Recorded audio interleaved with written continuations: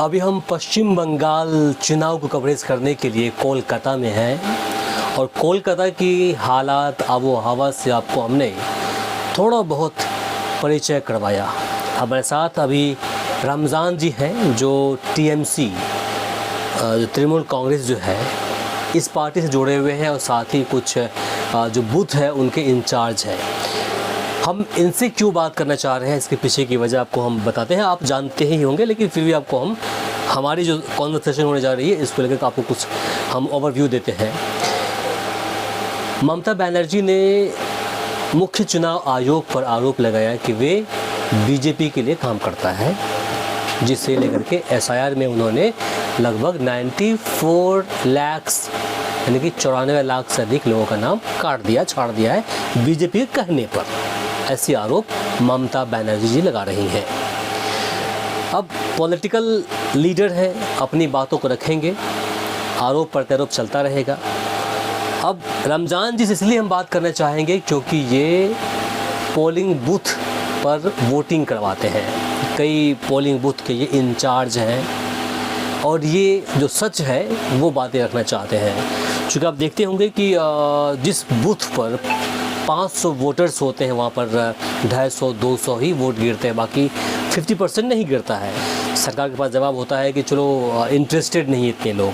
तो क्या वाकई में इंटरेस्टेड लोग नहीं थे या फिर वो जो लोग जो नहीं पहुँचते हैं बूथ तक वे असल में एग्जिस्ट करते ही नहीं हैं। जैसा कि चुनाव आयोग कहता है कि वो एग्जिस्ट ही नहीं करते, उनका नाम बहुत जगह पर आता है और इसलिए हम उसको काट देते हैं।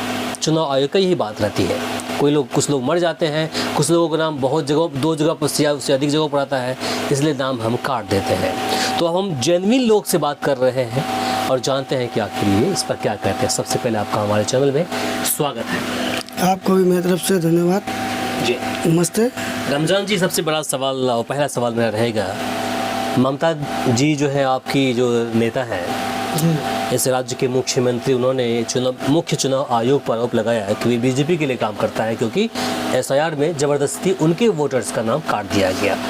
तो जरा पहले इस पर 2-4 बातें बोलिए, जो अपनी बात रखना चाहते हैं वो बोलिए, उसके बाद आगे बात करेंगे। कहने का मतलब है कि बीजेपी के काम ही यही है कि वोटर्स काटना, जो जेन्युइन वोटर्स है उन सबको काटा गया है। तो कहने का मतलब है जेन्युइन वोटर्स को क्यों काटा गया। जैसे मेरे ही पार्ट में उनका पापा का है और 2 बच्चा का नहीं है, क्यों भाई? और बच्चा का है तो पापा का नहीं है, मम्मी का नहीं है, ऐसा होता है? ऐसा तो होना नहीं चाहिए। कहने का मतलब है कि आप बोल रहे हैं ना कि हम बांग्लादेशी है उनको हटाना चाह रहे हैं, रोहिंग्या उनको हटाना चाह रहे हैं, तो आप उसको लाइए, कहाँ दिखाइए। आप जेन्युइन वोटर को क्यों काट रहे हैं? कहने का मकसद मेरा यही है कि जेन्युइन वोटर्स को काटा जा रहा है, आप ये कह रहे हैं? जी हाँ, काटा हम तो बोल रहे हैं कि मेरे ही पार्ट में है कुछ ऐसा वोटर्स लोग हैं जिनका पापा का है, बच्चा लोग का नहीं है, और बच्चा लोग का है तो पापा मम्मी का नहीं है। तो ऐसा कैसे हो सकता है? सुधारने के लिए तो फॉर्म मिलता है, तो उसमें क्या है? तो फॉर्म वही तो बोल रहे हैं कि सुधारने का मौका क्यों दिया जाए। आखिर पहले ही से सब सुधरा हुआ है तो फिर सुधारा किसको ही आता है, जो गलत है। अब जो काम से दिया गया है तो आपके ही स्टेट के अधिकारी लोग हैं ना, शिक्षक हैं, अधिकारी हैं, क्या वे अवेयर नहीं है कि ये लोग जेन्युइन है कि नहीं है, क्या ये लोग जीवित हैं कि नहीं है? नहीं, आप बोल रहे हैं, आपका बात सही है कि कुछ जीवित नहीं है, उसका वोट ऐसे ही कट जाता है, मगर जो जीवित है उसका क्यों काट रहा है? कहने का मतलब यही है कि जैसे जो जीवित है उसको क्यों काटा जा रहा है। हम यही कहेंगे कि जितना भी वो एसआईआर कर ले, जितना भी वो सीबीआई ईडी जो भी कर ले, कोई फ़र्क नहीं पड़ेगा। बंगाल के आदमी लोग को अच्छा जानता है क्या करना चाहिए और किस टाइम किसको लाना चाहिए। लेकिन सवाल ये है रमज़ान जी, जब फ़र्क नहीं पड़ता है तो आवाज़ चिल्लाहट क्यों, मतलब इतनी बेचैनी क्यों? आवाज़ क्यों, क्या इसका आवाज़ है? देखिए एक बात बताइए हमको, आप काम किए, आप बहुत मेहनत किए, आप ना घर के लिए मेहनत कर रहे 2 पैसा कमाने के लिए, और आपका मालिक, आपका जो ऑनर है वो आपको पैसा नहीं दे, तो आपको तकलीफ़ नहीं होगा? तो आवाज़ नहीं उठाइएगा आप कि भाई मेरा जो काम है हम तो कर चुके हैं, उसके बाद में आप मुझे मुआवजा नहीं दे रहे, तो गलत है कि नहीं? तो जो वोटर्स है वो वोटर्स को काटेगा, तो यहाँ का जो ममता बनर्जी मेरी माँ मेरी सब कुछ है, यहाँ का आम जनता के लिए सब कुछ है, तो वो आवाज़ नहीं उठाएगी? अपने बच्चे लोग के लिए, यहाँ का जो फैमिली के लिए आवाज़ नहीं उठाएगी? वो स्टेट तो वही चला रही है ना, अगर वो आवाज़ उठा दी तो क्या गलत कर दी?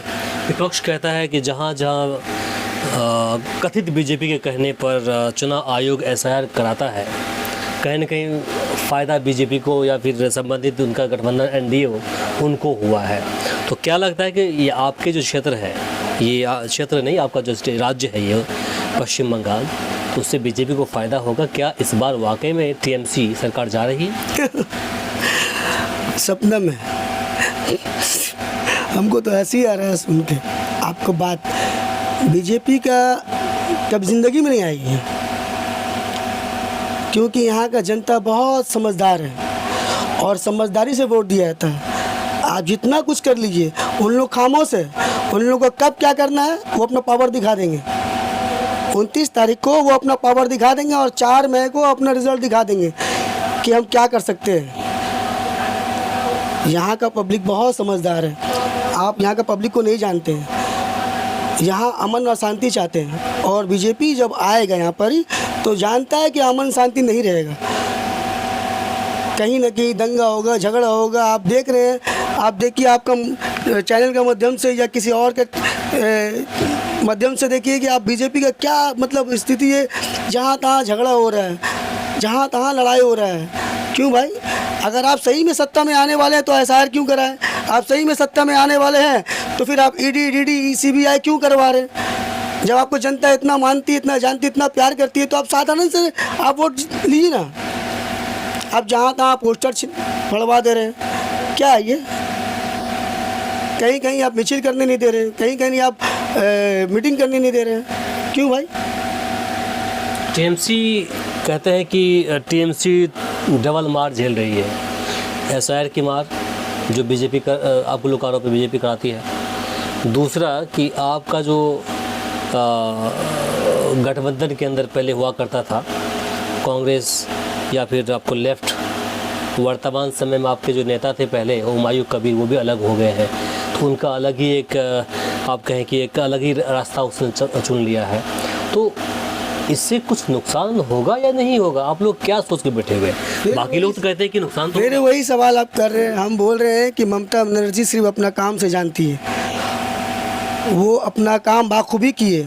बंगाल में जो किए वो आज तक, मेरा उम्र हो रहा है, ठीक है, हम सब कुछ देखा है, सीपीएम का दौर भी देखा है और टीएमसी का दौर भी देखा, मगर ममता बनर्जी जो है एक ऐसा, ममता बनर्जी ऐसा नेता है, मतलब कि नेतृत्व है कि वो बंगाल के लिए बहुत कुछ किए।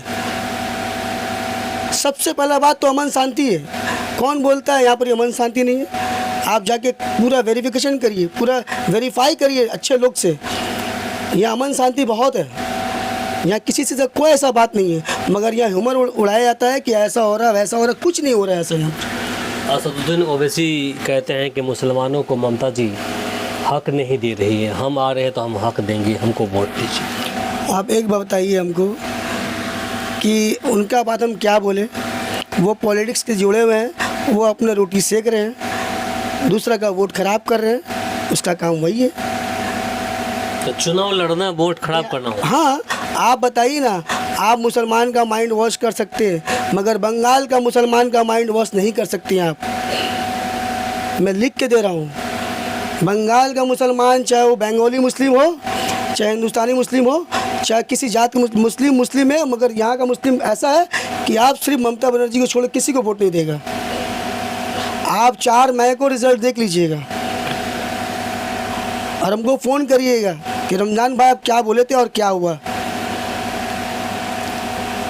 मतलब उनसे कोई नुकसान नहीं होगा? कोई नुकसान नहीं है। क्यों नुकसान होगा भाई? अरे वो काम के वजह से उसको लोग चाह रहे हैं, काम के वजह से उसको वोट दिया जा रहा है। बिहार में राजद कहता है कि कम से कम 20 सीट हमको उसने हरा दिया, 5 सीट खुद जीते और 20 सीट हरा दिया हमको।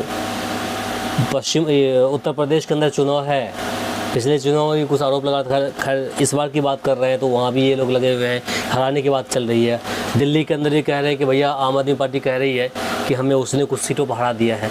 तो जब वो यहाँ पर खड़े मतलब हो रहे हैं, पार्टी उसमें खड़ी हो रही है, तो ऑब्वियसली बात है नुकसान तो होगा आपको भी। मेरी बात सुनिए, दिल्ली एक अलग जगह है, अलग स्टेट है, और आप यूपी बोल रहे हैं वो भी अलग स्टेट है। सबका लोग वहाँ का अलग अलग माइंड के होते हैं, मगर हम लोगों के बंगाल का माइंड के लोग बहुत अच्छा होते हैं, बहुत समझदार होते हैं, सुलझे हुए कहते हैं, बहुत सुलझे हुए होते हैं। आप लोग का सुलझे हुए, बहुत सुलझे हुए होते हैं। उसको मालूम है कि कब हमको क्या करना है, वो अपना पावर बटन से दिखा देंगे। जिस दिन इलेक्शन होगा ना 29 तारीख, अपना पावर, अपना जो पावर है वो एक उंगली से वो दिखा देंगे कि मेरा पावर कितना है, तब पता चलेगा। मतलब आप लोग आश्वस्त हैं कि इस बार फिर से एकदम बेफिक्र चौथी है। बार सरकार आपकी हम तो बोल रहे हैं चौथी बार नहीं, मेरे ख्याल से जब तक ममता बनर्जी जिंदा है और उनके बाद भी मेरे ख्याल से कभी ऐसा कुछ होगा नहीं जब तक टीएमसी है, पश्चिम बंगाल एकदम नहीं। क्योंकि अभिषेक बनर्जी भी जो है वो भी कमांड संभालने वाले हैं। हाँ, उनकी भी रैली में हमने देखा कि कई सारे लोग, मतलब हज़ारों लाखों की संख्या में लोग पहुंच रहे हैं। हाँ, अरे उनका जो सिद्धांत है, ममता बनर्जी का जो उनको सिखाया हुआ है, वो अभिषेक बनर्जी सीखे हुए हैं।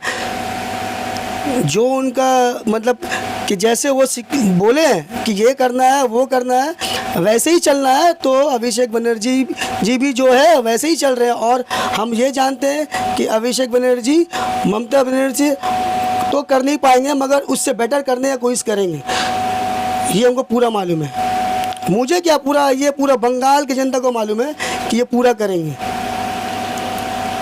आपको समझ में आएगा अभी नहीं, आप देखिएगा 4 तारीख के बाद, 4 तारीख का रिजल्ट आने के बाद आप देख लीजिएगा कि यहाँ का जनता कितना लोग को चाहते हैं, टीएमसी को, ममता बनर्जी को।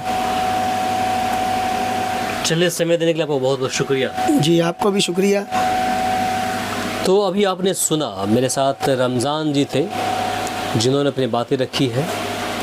इनका कहना है कि हम लोग आश्वस्त हैं, चूँकि यहाँ के जो माइनॉरिटी जो मुस्लिम्स हैं, बंगाली मुस्लिम्स हैं, और बंगाली जो लोग हैं, ख़ास कर हिंदू समाज के लोग हैं, तो वे लोग सुलझे हुए आदमी हैं, उन्हें डिगा पाना मुश्किल है।